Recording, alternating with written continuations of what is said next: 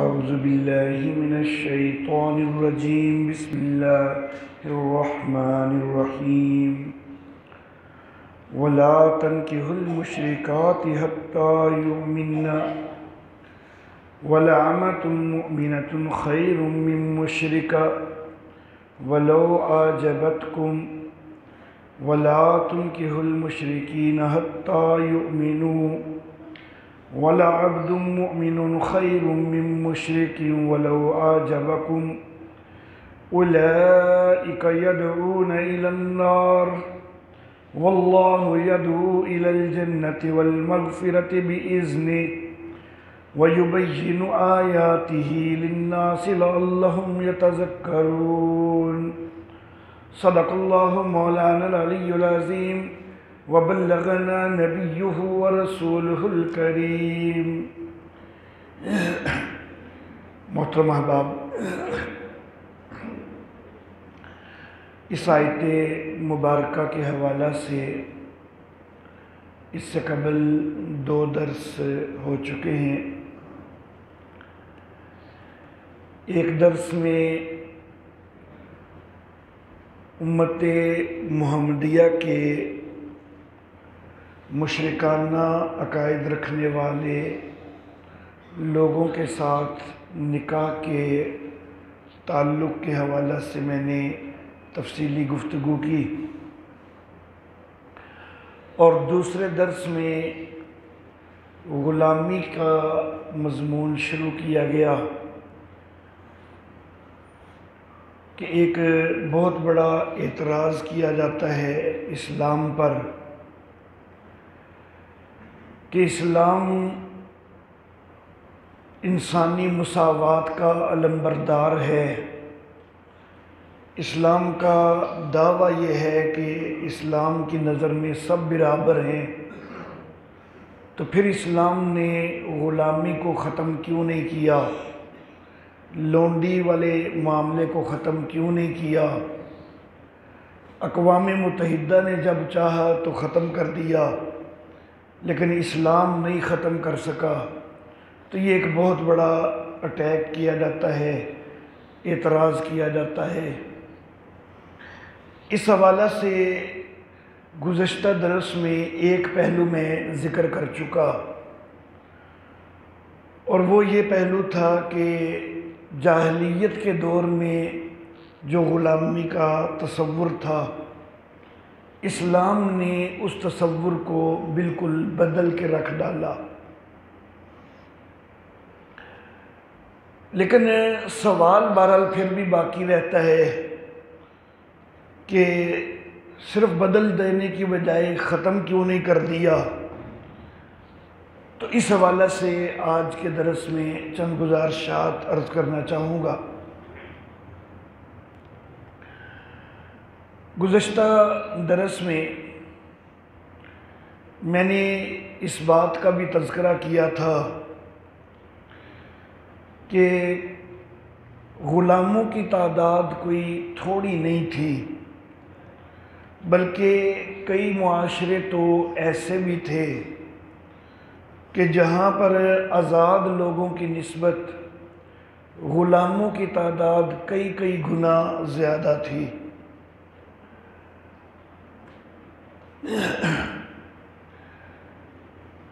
اگر ہم اس دور کے عرب معاشرے کے اوپر نظر کریں،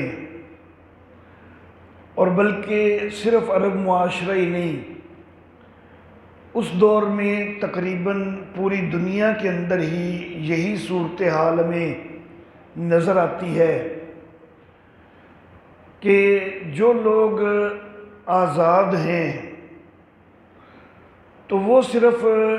حکم چلانے اور نگرانی کرنے تک محدود رہتے تھے۔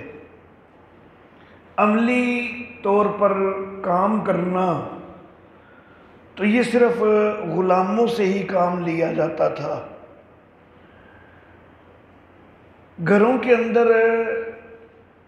آٹا گوندنے، روٹی پکانے، ہنڈیا پکانے، یہاں سے لے کر کاروبار کرنے، تجارت کرنے، معیشت کا نظام چلانے، صنعتیں چلانے، ان ساری چیزوں کا عملی انتظام جو ہے وہ غلاموں ہی کے سپرد تھا اور لونڈیوں کے سپرد تھا۔ اسلام چاہتا تو ایک اعلان کر سکتا تھا کہ ایک اعلان کے ذریعے لونڈیوں اور غلاموں کو آزاد قرار دے دیتا، اور اگر قرآن حکیم کے اندر کوئی ایسی آیت مبارکہ آ جاتی تو یقیناً صحابہ کرام رضوان اللہ علیہم اجمعین وہ اس کے اوپر پورے کا پورا عمل بھی کرتے، اور مسلم معاشرہ کے اندر کوئی ایک بھی لونڈی یا غلام باقی نہ رہتا، سب کو آزاد کر دیا جاتا۔ لیکن آگے اس کے نتائج کیا ہوتے تو تھوڑا سا اس کے اوپر ہمیں نظر کرنی ہوگی۔ جس وقت اسلام یہ حکم دے دیتا کہ شریعت اسلامیہ کے اندر کسی کو غلام نہیں رکھا جا سکتا، لونڈی نہیں بنائی جا سکتی، صلح حدیبیہ کے بعد قبائل جوک در جوک اسلام کے اندر داخل ہو رہے ہیں، اور ان قبائل کے پاس بہت سارے بڑی تعداد میں غلام بھی موجود ہیں۔ اب اگر یہ اعلان ہو جائے کہ شریعت اسلامیہ میں غلامی ختم ہے، تو اگر کوئی نیا مسلمان ہوگا، فرد مسلمان ہو یا قبیلہ مسلمان ہو، تو اس کے پاس جتنے غلام ہیں اسلام قبول کرتے ساتھ وہ سارے غلام آزاد ہو جائیں گے۔ تو اگر یہ اعلان کر دیا جاتا تو اب اسلام قبول کرنے سے پہلے افراد بھی اور قبائل بھی کوئی 100 دفعہ سوچتے کہ بھائی اگر ہم اسلام قبول کریں گے تو ہمیں فوری طور پر جو ہے یہ ایک نقصان برداشت کرنا پڑے گا، ہمیں یہ ایک بڑی قربانی دینی پڑے گی، تو پھر وہ اسلام قبول کرنے کی طرف اتنی تیزی سے راغب نہ رہتے جتنی تیزی سے صلح حدیبیہ کے بعد اسلام کا بول بالا شروع ہوا اور اسلام کے اندر لوگوں کا داخلہ تیزی سے شروع ہوا۔ تو اس اسلام کی اشاعت و ترویج کے اندر ایک فوری طور پر ایک بہت بڑی رکاوٹ بن جاتی۔ نبی اکرم صلی اللہ علیہ وآلہ وسلم کا نبوت کا دور بھی کوئی لمبا چوڑا کوئی نہیں، صرف 23 سال کا دور ہے، اس میں بھی 13 سال کا جو مکی دور ہے اس میں تو کوئی اسلامی حکومت اور ریاست کا تصور کوئی نہیں، بلکہ اس وقت تو مشرکین کے شدت اور ان کے تشدد کا ہی نشانہ بن رہے ہیں اہل ایمان۔ تو صرف 10 سال کا جو مدنی دور تھا، اس 10 سال کے اندر بھی اگر تبلیغ کے راستہ میں یہ ایک بہت بڑی رکاوٹ سامنے آ جاتی تو ظاہر بات ہے کہ یہ ایک چیز پریشان کن ہوتی، اور اس کا ازالہ ہونے میں ایک بڑا طویل وقت چاہیے تھا۔ تو پہلا نقصان اور پہلی خرابی یہ ہوتی کہ اسلام کی اشاعت و ترویج جو ہے اس کے اندر اس سے ایک بہت بڑا اچانک فرق پڑ جاتا۔ اللہ واللہ۔ دوسرا فرق یہ پڑتا کہ غلاموں کی جو اتنی بڑی تعداد ہے کہ جو سارے معاملات کو کنٹرول کر رہی ہے، چلا رہی ہے، اس ساری تعداد کو بیک وقت جب آزاد کر دیا جائے تو وہ سارے کام جو وہ کرتے ہیں وہ سارے ٹھپ ہو کے رہ جائیں گے۔ زراعت کرتے ہیں وہ ختم ہو جائے گی، تجارت کرتے ہیں وہ ختم ہو جائے گی، صنعت کرتے ہیں وہ ختم ہو جائے گی، حتیٰ کہ گھروں کے انتظام تک چلانے جو ہیں وہ بھی ممکن نہیں رہیں گے، کیونکہ گھروں کے انتظام تک بھی غلاموں کے ہاتھوں ہی چل رہے تھے۔ تو سارا کچھ ہی ٹھپ ہو کے رہ جائے، معاشرے کے اندر ایک سخت جمود طاری ہو جائے، اور ظاہر بات ہے کہ یہ چیز بھی بڑی نقصان دہ ہے۔ اب غلاموں کو جب آزاد کر دیا جائے تو ساری زراعت، صنعت، تجارت وغیرہ سب کچھ تو ٹھپ ہو گئی، اب یہ بھی نہیں کیا جا سکتا کہ ان غلاموں کو ملازم رکھ لیا جائے کہ چلو جی ملازموں کے ذریعے کام چلایا جائے، کیونکہ پہلے یہ غلامی کی حیثیت میں صرف نان و نفقہ لے کر سارے کام کر رہے ہیں۔ ملازم اگر رکھے جائیں گے تو ان کو تو باقاعدہ تنخواہ دی جائے گی، اور کاروبار پہلے ہی سارے ٹھپ ہو چکے، اب وہ تنخواہ کہاں سے لی جائے گی، کہاں سے دی جائے گی؟ تو ظاہر بات ہے کہ اس کا فوری طور پر کوئی انتظام نہیں تھا۔ اگر یہ کہا جائے کہ یہ سارے غلام اور لونڈیاں آزاد ہوں، ان کا سارا نان و نفقہ کا، ان کے رہائش کا سارا خرچ وغیرہ وہ حکومت برداشت کرے، تو شریعت اسلامی حکومت جو نبی اکرم صلی اللہ علیہ وسلم کے دور میں تھی تو وہ کوئی اتنی زیادہ مالدار حکومت نہیں تھی، اتنے معاشی وسائل نہیں تھے کہ اتنے بڑی تعداد کا جو ہے وہ فوری انتظام کیا جاتا۔ تو اس طرح معیشت کا معاملہ سارا خراب ہو جاتا، برباد ہو جاتا، اور معاشرت کا نظام بھی بگڑ جاتا۔ پھر یہ معاملہ بھی ہوتا کہ ایک طرف معیشت ساری تباہ ہو چکی، دوسری طرف یہ جو اتنی بڑی تعداد میں غلام ہوتے، یہ سارے کے سارے بے روزگار ہوتے، ان کے اپنے کھانے پینے تک کے لیے بھی ان کے پاس کوئی ذریعہ نہ ہوتا، ان کے رہنے کے لیے بھی کوئی جگہ کوئی نہ ہوتی۔ ظاہر بات ہے کہ جو آزاد کر دیتے تو پھر وہ تو ان کو فارغ کر دیتے کہ اب جدھر مرضی جاؤ، اب وہ ٹھکانہ بھی ختم ہو جاتا، وہ جو ان کے پاس وہ نان و نفقہ لے رہے تھے وہ بھی ختم ہو جاتا، تو اتنے بڑے بے روزگار طبقہ کا سامنا کرنا پڑتا۔ اس سارے طبقہ کو روزگار مہیا کرنا تو وہ بھی ایک بہت بڑا درد سر ہوتا، جس کا فوری انتظام کرنا ناممکن تھا۔ پھر یہ جو لونڈی اور غلام آزاد ہوئے ہیں، ان میں خاص طور پر لونڈیوں کا معاملہ تحفظ کے حوالہ سے بھی بڑا نازک تھا کہ لونڈیاں جب مالکوں کے پاس ہیں اور شریعت اسلامیہ نے ایسے حقوق ان کو دے دیے کہ ان کے اوپر سے ظلم و ستم وغیرہ تو ہو گیا ختم، اور ان کو ایسے حقوق مل گئے کہ جیسے وہ گھر کے فرد ہیں، تو یہاں پر تو ان کو ایک تحفظ مل رہا تھا، لیکن اگر ان کو سب کو آزاد کر دیا جائے تو ان کی عصمت کا تحفظ کیسے ہوگا؟ اور اگر کہا جائے کہ ان کی ساریوں کی فوجی شادیاں کی جائیں تو شادیاں کی کن سے جائیں؟ جو غلام ہیں وہ سارے بے روزگار بیٹھے ہوئے ہیں، وہ اپنا خرچ نہیں چلا سکتے، بیویوں کا کدھر سے چلائیں؟ اور اگر ان کی آزاد لوگوں کے ساتھ شادیاں کی جائیں تو پھر غلاموں کے لیے کون سی عورتیں بچیں گی کہ ان کے مستقبل میں کون سی شادیاں ہوں گی؟ تو یہ بڑے سارے مسائل تھے جس سے معیشت اور معاشرت مکمل طور پر تباہ ہو کے رہ جاتی اگر اچانک کوئی ایسا حکم دے دیا جاتا۔ پھر یہ جو بے روزگار طبقہ ہے، جب اس کے پاس کھانے کمانے کے لیے کچھ ہے کوئی نہیں، تو یہ غلام جو تھے ان میں سے بہت بڑی تعداد کافروں کی بھی تھی۔ جو مومن غلام ہوتے چلو ان کو تو کسی نہ کسی اخلاق کا پابند کیا جا سکتا تھا، لیکن جو کافر غلام تھے ان کو کون سمجھائے؟ وہ پھر بھیک مانگیں گے یا پھر چوریاں کریں گے یا ڈکیتیاں کریں گے،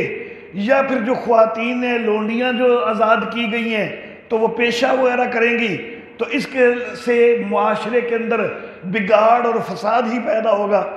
تو ظاہر بات ہے کہ یہ ساری چیزیں اتنی گھنونی ہیں کہ جن سے بڑا واضح ہو جاتا ہے کہ اس محدود سے وقت کے اندر یہ ممکن نہیں تھا کہ ایک اچانک حکم دے کے غلامی کو ختم کر دیا جائے، بلکہ اس کے لیے ایک بڑی تدریج کی روش جو ہے وہ بڑی ضروری تھی، اور اللہ رب العزت نے ایک تدریج کا انداز ہی ایسا اختیار فرمایا کہ جس سے آہستہ آہستہ غلامی کا خاتمہ ممکن ہوا۔ شریعت اسلامیہ نے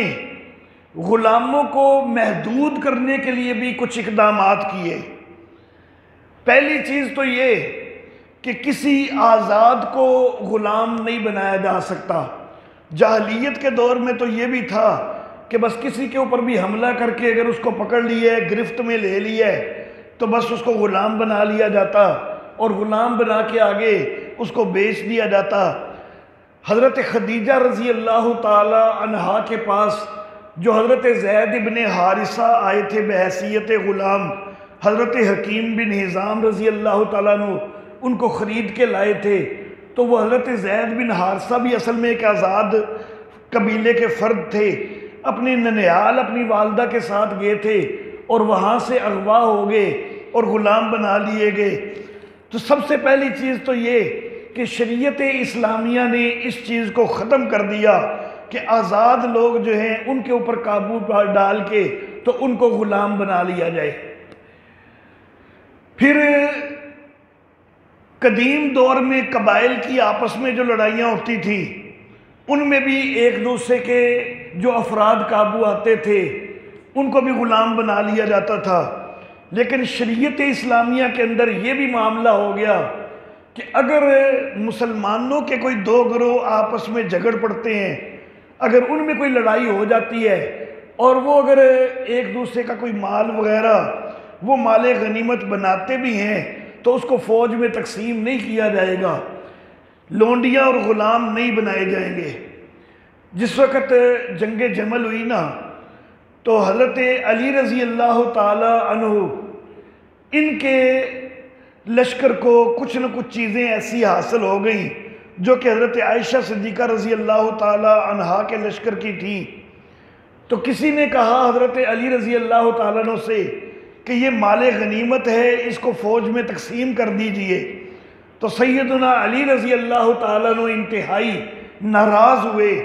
اور انتہائی غصے سے کہا کہ دیکھو تم اس سامان کے متعلق کہہ رہے ہو کہ اس کو تقسیم کر دیا جائے، حالانکہ یہ مسلمانوں سے لیا گیا، کوئی کافروں سے نہیں چھینا گیا، یہ کوئی کافروں سے حاصل کردہ مال غنیمت کوئی نہیں ہے۔ خیال کرو مقابلہ میں حضرت عائشہ صدیقہ آئی ہوئی تھی، اگر خدا نہ خواستہ حضرت عائشہ صدیقہ بھی قیدی بن کے آ جاتی تو کیا تم پھر بھی یہ مطالبہ کرتے کہ ان کو بھی لونڈی کی حیثیت سے جو ہے وہ تقسیم کر دیا جائے، کسی کے سپرد کر دیا جائے؟ تو صحابہ کرام تابعین جو بھی تھے اس لشکر میں سب کے رونگٹے کھڑے ہو گئے اور انہوں نے کہا کہ یہ تو ہم تصور بھی نہیں کبھی کر سکتے کہ اس طرح کیا جائے۔ تو حضرت علی نے فرمایا کہ پھر یہ جو ان کا مسلمانوں کا مال ہے تو یہ بھی کوئی مال غنیمت کے طور پر تقسیم نہیں کیا جائے گا، بلکہ یہ سارا ان کو واپس کیا جائے گا۔ تو اسلام کے اندر آپس کی لڑائیوں میں قیدی بنانا، غلام بنانا، اس کا بھی خاتمہ ہو گیا۔ صرف کفار کے اوپر جس وقت کفار کے ساتھ جب مقابلہ ہو، لڑائی ہو، جنگ ہو، اس میں غلام بنائے جا سکتے ہیں۔ کافر جو ہے وہ شرک کے اندر مبتلا ہو کے خود اپنی تذلیل کا اہتمام کر چکا ہوتا ہے، جو خود اپنی تذلیل کرتا ہے تو پھر آگے اس کو غلامی کی تذلیل بھی مل جائے تو کیا فرق پڑتا ہے۔ جس وقت وہ اللہ کے علاوہ غیروں کے آگے جھکنا شروع ہو گیا تو اس نے اپنے آپ کو رسوا کر دیا، ذلیل کر دیا، تو پھر غلامی والی رسوائی بھی اس کے لیے ہو سکتی ہے۔ اللہ رب العزت نے ان کافروں کے متعلق فرمایا کہ اولئک کالانعام بل ہم اضل، کہ وہ جانوروں کی طرح ہیں بلکہ ان سے بھی گئے گزرے ہیں۔ اور دوسرے مقام پہ اللہ رب العزت نے فرمایا کہ ان شر الدواب عند اللہ الذین کفروا فہم لا یؤمنون، کہ چلنے پھرنے والوں میں سے سب سے جو برے ہیں، جو سب سے برے چوپائے ہیں، تو وہ کافر لوگ ہیں، وہ ایمان نہیں لاتے۔ تو یہ شرک والی بہت بڑی بیماری کی وجہ سے جب کفار نے خود اپنے آپ کو ذلیل کر لیا ہے تو ان کے لیے غلامی والی ذلت بھی ہو سکتی ہے، اور ویسے بھی وہ ایک شرک کے ظلم عظیم کے اندر مبتلا ہے۔ ان الشرک لظلم عظیم، تو جو ظلم عظیم کے اندر مبتلا ہے اس کے لیے سزا بھی ہو سکتی ہے۔ پھر کافروں سے بھی یہ نہیں ہے کہ کوئی اپنے گھروں کے اندر امن سے صلح سے بیٹھے ہوئے ہوں تو ان کو بھی جا کے پکڑ کے غلام بنا لو، بلکہ کافروں میں سے بھی جو مقابل میں آئے ہیں، جنہوں نے آ کے آپ سے جنگ کی ہے، ان کو جو ہے وہ قیدی بنا کے غلام بنایا جا سکتا ہے۔ جو آپ کے مقابلے میں نہیں آ رہے، اپنے گھروں میں بیٹھے ہوئے ہیں، امن سے بیٹھے ہوئے ہیں، صلح صفائی سے بیٹھے ہوئے ہیں، ان کو جو ہے وہ جا کے غلام نہیں بنایا جا سکتا۔ پھر اگر شریعت اسلامیہ کے اندر دیگر علاقوں کی فتوحات بھی ہوتی ہیں نا، تو وہاں پر بھی ذمی بنانے کی ترغیب دی گئی ہے، غلام بنانے کی ترغیب نہیں دی گئی۔ خلفائے راشدین، اور میرے نگاہ میں، میرے رائے میں خلفائے راشدین 4 نہیں ہیں، 6 ہیں۔ حضرت حسن رضی اللہ تعالی عنہ اور حضرت امیر معاویہ رضی اللہ تعالی عنہ یہ بھی خلیفہ راشد ہیں۔ کیونکہ خلفائے راشدین کو کیوں خلفائے راشدین کہا جاتا ہے کہ اللہ کا اعلان ان کے لیے موجود ہے کہ اولئک ہم الراشدون۔ اس اعلان کی وجہ سے پہلے 4 خلفاء کو خلفائے راشدین کہا جاتا ہے۔ تو یہ اعلان تو حضرت حسن کے لیے بھی موجود ہے، یہ اعلان تو حضرت امیر معاویہ کے لیے بھی موجود ہے، یہ سارے صحابہ کے لیے ہے کہ اولئک ہم الراشدون۔ تو اس لیے جو صحابی بھی خلیفہ بنے ہیں وہ سارے ہی خلفائے راشدین ہیں۔ تو بہرحال خلفائے راشدین کے دور میں دنیا کا ایک بہت بڑا حصہ اسلامی سلطنت کا اندر آ چکا اور بہت بڑی حکومت قائم ہو چکی۔ حضرت امیر معاویہ رضی اللہ تعالیٰ عنہ کے دور میں خاص طور پر بہت زیادہ فتوحات ہوئی۔ اگر ترغیب یہ ہوتی کہ جو علاقے فتح ہوتے جائیں وہاں پر غلام بنا لیے جائیں لوگ،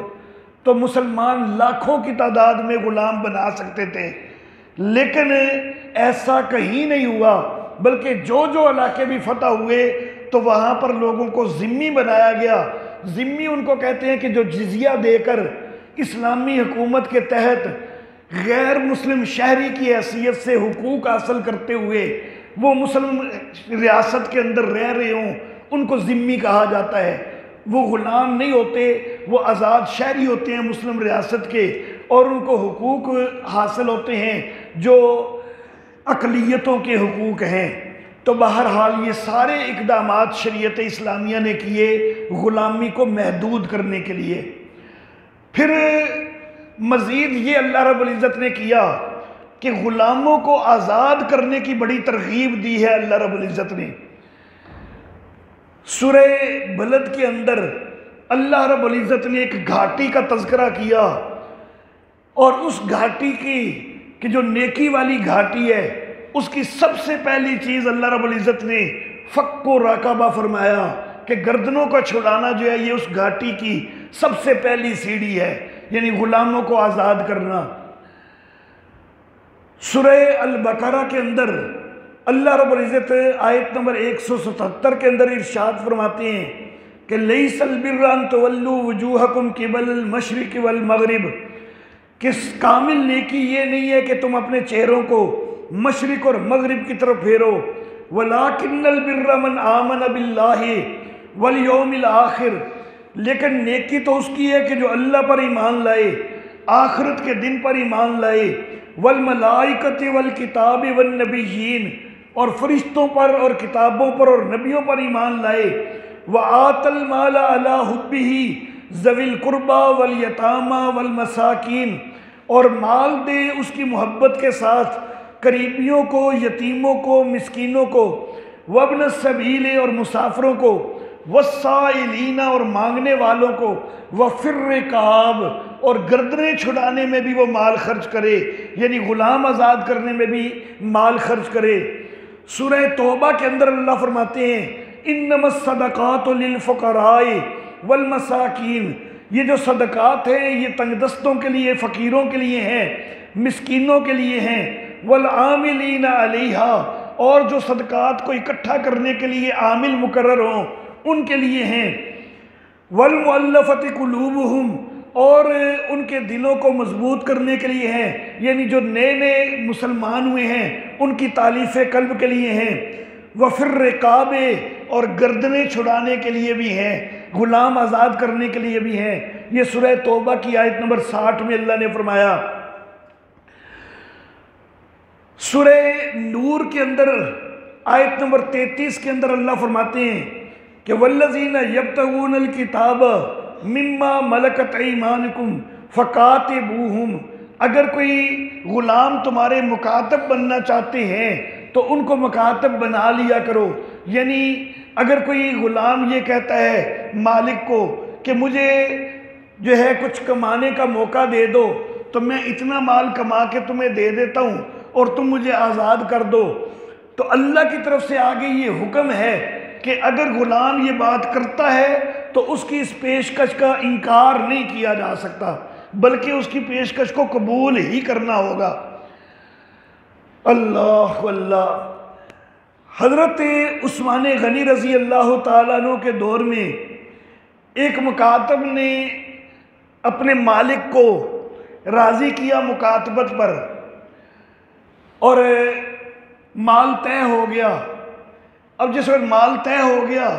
تو وہ غلام اتنا مال لے کے آ گیا اور اس نے وہ مالک کو دینا چاہا. اب مالک اس کو فوری آزاد نہیں کرنا چاہتا تھا، تو مالک نے کہا کہ میں تو تم سے قسطوں میں وصول کروں گا، اور جب قسطیں پوری ہو جائیں گی تب میں تجھے آزاد کروں گا. حضرت عثمان غنی رضی اللہ تعالیٰ عنہ خلیفہ وقت تھے. ان کو جب یہ معاملہ پتہ چلا،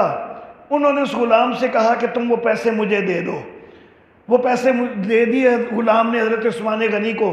اور حضرت عثمان غنی نے بحیثیت خلیفہ اس کی آزادی لکھ دی اور اس کو آزاد کر دیا، اور کہا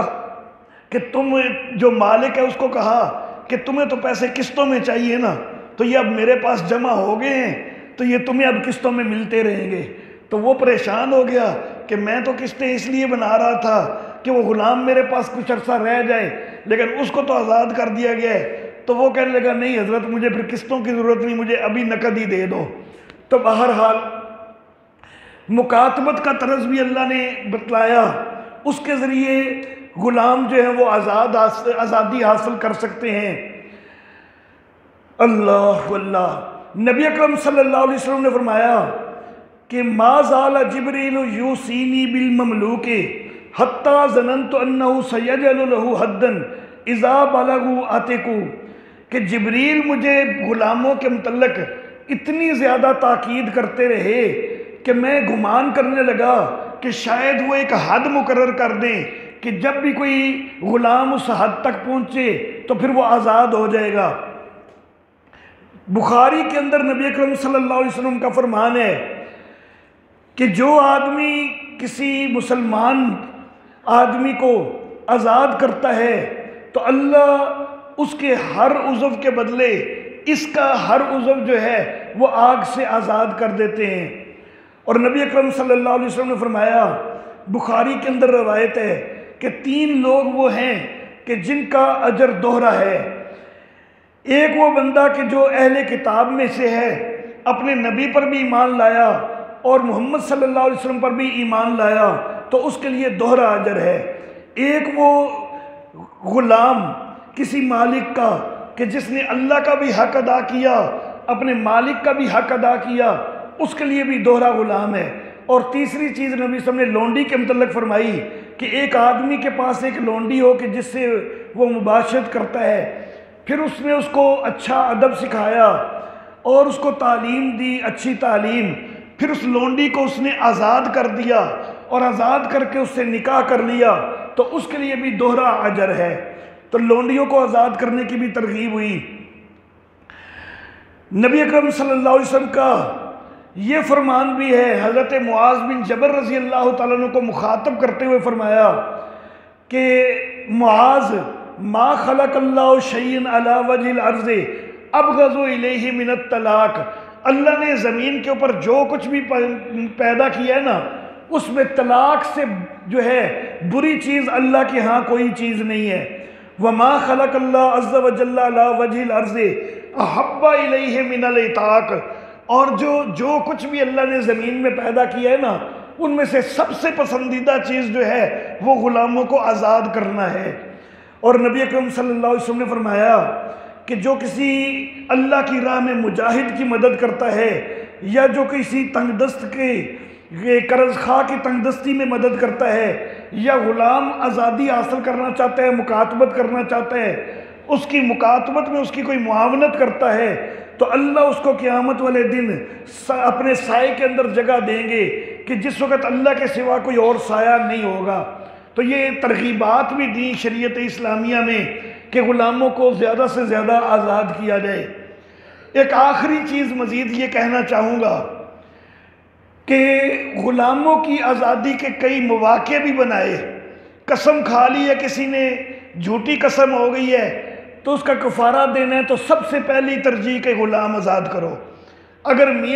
ایک آدمی نے بیوی کو ماں بہن سے تشبیہ دے دی ہے، زہار کر لیا ہے، اس کا کفارہ دینا ہے تو سب سے پہلی ترجیح شریعت نے یہی بتائی کہ غلام آزاد کرو۔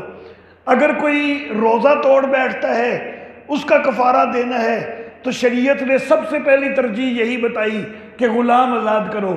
اگر کسی سے نادانستگی میں قتل ہو جاتا ہے، اس کا کفارہ ادا کرنا ہے تو سب سے پہلی چیز یہی ہے کہ غلام آزاد کرو۔ تو کئی مواقع اللہ نے اس طرح کے بنوائے کہ جہاں پر غلام آزاد کیے جائیں۔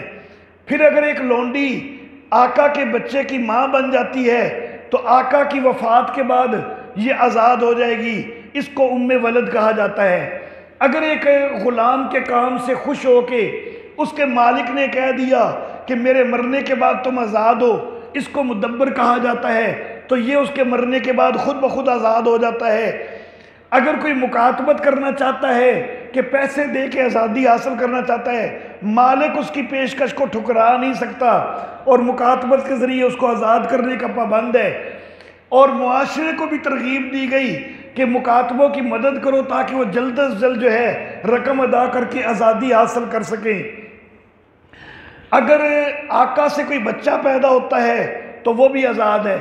اگر ایک بچہ ایسا ہے کہ جس کے ماں باپ میں سے کوئی ایک بھی آزاد ہے، باپ غلام ہے اور ماں آزاد ہے، یا ماں لونڈی اور باپ آزاد ہے، تو کوئی ایک بھی اگر والدین میں سے آزاد ہے تو اولاد کو آزاد قرار دیا گیا۔ تو شریعت کے اندر بڑی ساری چیزیں ایسی ہی قرار دی گئی کہ جس سے غلاموں کی آزادی جو ہے وہ زیادہ سے زیادہ ہوتی رہے۔ تو اس طرح تدریجاً جو ہے وہ غلامی کو شریعت نے ختم کیا۔ یکسر ختم کرنا وہ بڑا نقصان دہ تھا۔ وآخر دعوانا ان الحمدللہ رب العالمین۔